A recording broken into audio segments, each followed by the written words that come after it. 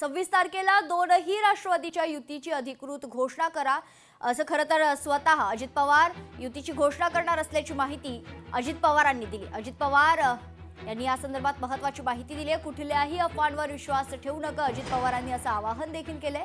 उद्या मुंबईत अजित पवार आढावा बैठक देखील घेणार आहेत। या क्षणाची महत्त्वाची बातमी, येत्या 26 तारखेला दोनही राष्ट्रवादीच्या युतीची अधिकृत घोषणा होणार आहे। अजित पवार युतीची घोषणा करणार असल्याची माहिती आहे। अजित पवार यांनी स्वतः या संदर्भात माहिती दिली आहे। कुठल्याही अफवांवर विश्वास ठेवू नका असं आवाहन देखील अजित पवारांनी केले। या संदर्भात सविस्तर माहिती जाणून घेऊयात। आपले प्रतिनिधी अमोल धर्माधिकारी आपल्या सोबत जोडले जात आहेत। अमोल, काय सविस्तर अपडेट?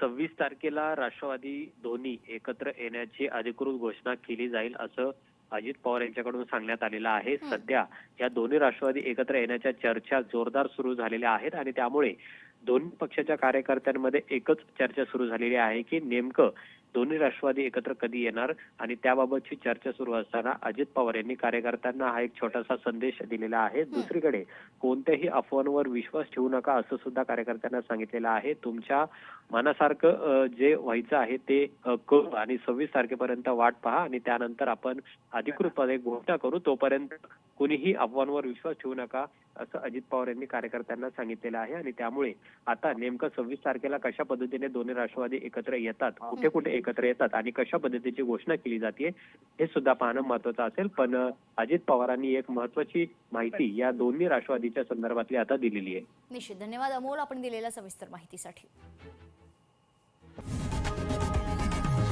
लोकशाही मराठी ऐका, पहा, जागरूक रहा।